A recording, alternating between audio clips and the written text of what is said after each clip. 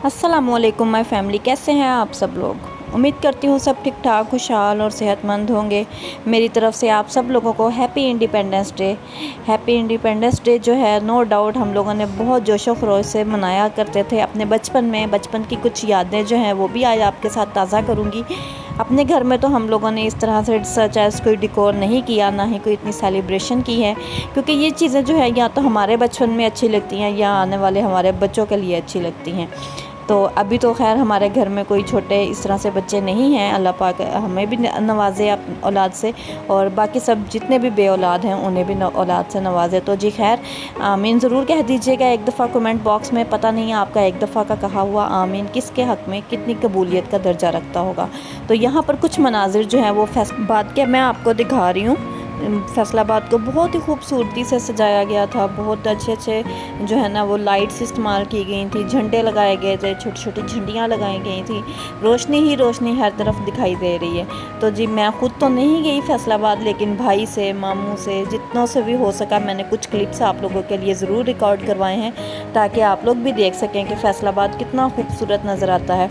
अपने घरों में तो हम लोग सजाते ही हैं, लेकिन फैसलाबाद शहर को भी बहुत से लोगों ने सजाया, गवर्नमेंट लेवल पर भी सजाया गया। नो डाउट ये फैसलाबाद को ही नहीं बल्कि बाकी जितने भी बड़े शहर हैं जैसे लाहौर, इस्लामाबाद, कराची, इस तरह से जितने भी शहर हैं उन वहाँ पर भी शहरों में बहुत अच्छे अच्छे डिकोर किए गए। आतिशबाजी बहुत ज़्यादा की गई, लेकिन उस चीज़ को मैं ज़्यादा प्रमोट नहीं करूँगी, क्योंकि ज़ाहिरी बात है उससे नुकसान भी बहुत सारा हो जाता है। अल्लाह पाक ऐसा टाइम किसी पर भी ना लाए कि कोई नुकसान वाला मामला हो, लेकिन फिर भी बहुत एहतियात करनी चाहिए। बहुत ज़्यादा जो है ना वो इस तरह के कामों को फ़रोग़ नहीं देना चाहिए, जो चीज़ मुझे लगती है। और सबसे बड़ी चीज़ जो हमारे मुल्क में बहुत ज़्यादा इन होती जा रही है, उस पर तो मुझे लगता है गवर्नमेंट को बैंड ही लगा देना चाहिए, वो है ये बाजे जो है वो मोस्टली जो है ना बच्चों ने भी, बड़ों ने भी, लड़कों ने, हर जगह पर जो है ना वो इतने फ़रोख्त हो रहे थे 14 अगस्त के मौके पर। यहाँ जहाँ हम लोग अब रह रहे हैं यहाँ पर भी मोहल्ले में पूरा दिन बाहर बच्चे जो है ना वो बाजे बजाते रहे हैं। इतना शोर शराबा होता है, किसी को अंदाज़ा नहीं होता कि किसी के घर में कोई मरीज़ है, कोई मसला होगा, कोई परेशानी होगी।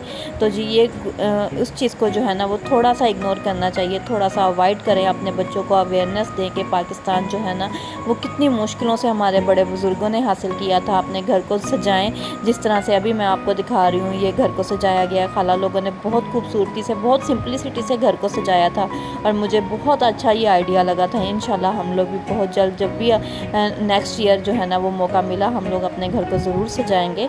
और मुझे ये चीज़ बहुत अच्छी लगी है कि खाला लोगों ने बच्चों को भी बहुत अच्छे से तैयार करवाया हुआ था, और उन लोगों ने बच्चों को बहुत अच्छी अच्छी इन्फॉर्मेशन भी दी होगी। यकीनन हम लोगों के मुस्तकबिल जो है वो हमारे बच्चे हैं, और उन्हें ये अवेयरनेस हमें ज़रूर देनी चाहिए। तो जी 14 अगस्त तो जो है ना वो पूरा दिन चलती रही, लेकिन साथ साथ जो है ना वो घर के काम भी करने थे। ड्राइंग रूम में एक दिन पहले बहुत अच्छे से यूज़ हुआ था, क्योंकि घर में एक दावत थी।